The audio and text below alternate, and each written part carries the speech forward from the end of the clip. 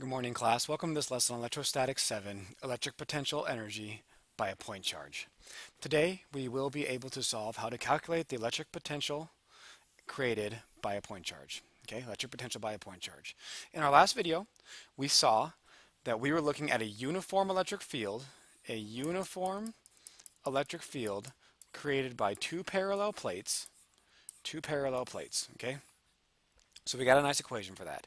Now we're going to be looking at electric potential due to a point charge. So what is the electric potential caused by this point charge right here? So if we took a positive charge, and we tried to push it towards this point charge, it would end up getting a higher and higher potential because the more we push it closer, the more it wants to repel, so to speak. So we would be putting work into pushing it over. So work is equal to force times distance, and the force we would have to apply is K, Q1, Q2 over R squared or D squared times D. So this is work. Okay? Well, as you can see here, one of these cancels out. So our work is now K Q1 Q2 over D squared. And if we want to look at potentials, which is what we want to do, the electric potential, because electric potential makes more sense than electric potential energy, we would divide both sides by Q0. Q0. And in this case, Q2 would be equal to Q0. Okay?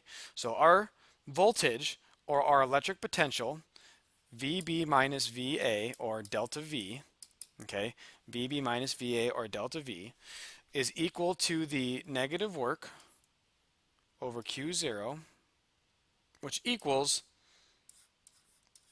KQ over RB minus KQ over RA. And RA and RB are the radiuses from here to here.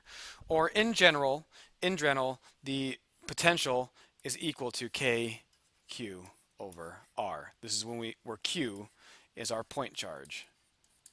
Where Q is our point charge, which would be this right here in the diagram. So let's put it this way. When we have a point charge, we have a potential around it. We have an electric potential around it. And the closer we get to this point charge, the more the potential increases when the point charge is positive. Because if our test charge is positive, the closer we get, the higher the potential goes up. The more energy it has per charge. Okay? So we have a picture here. Oh, it's the same picture, excuse me. We have a picture here. Let's assume for a minute, okay, very far away, way over here, the potential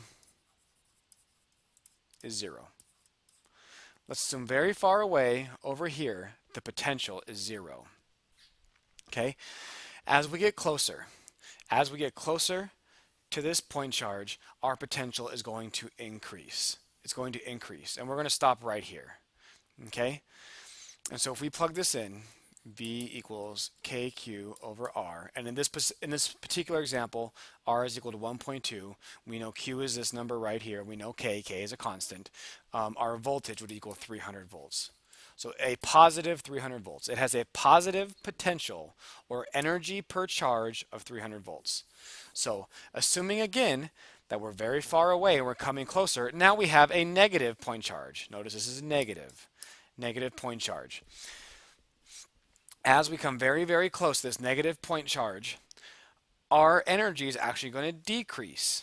Our energy, if we bring a positive closer to this point charge, our energy is actually going to decrease because the charge is negative. Okay? So V equals KQ over R again. So V, voltage, if we plug in KQ and R, this is the same thing here. We would get negative 300 volts. So if we assume that our test charge is positive, the closer we get to a positive, the more electric potential we have, and the closer we get to a negative, the less electric potential we have. It actually goes down. Okay, so here's an example for you to kind of, hopefully this will make sense and bring it home. We have two test charges here, positive 8 and negative 8. Okay, and the question is, where is the electric potential or the voltage equal to 0? Where is the electric potential or the voltage equal to 0? Well, at this point right here, there is an electric potential due to the positive charge. So we would type in 8.0 times 10 to the negative ninth coulombs times K, which is 8.99 times 10 to the ninth over 0.40 meters. I'm going to type in 0.40 meters, okay? Because I'm going right in the middle, okay? So this would be the potential, the electric potential or the voltage due to this one, and then we would add on to that negative 8.0 times 10 to the negative ninth times 8.99 times 10 to the ninth over 0.40 meters. And you can see here, because one is positive and one is negative, and the exact same numbers, we're going to get a positive number here, we're going to get a negative number here, and they're going to be equal and opposite. And so the electric potential, so the energy per charge right in the middle, is equal to 0. Okay? Right in the middle of these two, the energy per charge is equal to 0. Now this is a hard thing to understand because we just talked about electric fields. And if we're looking at an electric field, so let's change our subject here, electric field, we know that this negative is going to pull on a positive test charge, and we know this positive is going to push on it. So there would be a net force going to the right. But we're not talking about electric fields. We're not talking about forces. We're talking about energy. Forces are vectors. Forces are vectors. Energy is not. Okay? So while there may be a net force going to the right here, the energy right in the middle is not positive. It is 0 because the energy of coming closer to this one is canceled out by the energy taken away from this one. So our electric potential, or our energy per charge, in this situation is 0 due to these 2-point charges. So this is a difficult concept to grasp, and this is why we're going to go over many more problems like this, much more difficult in class.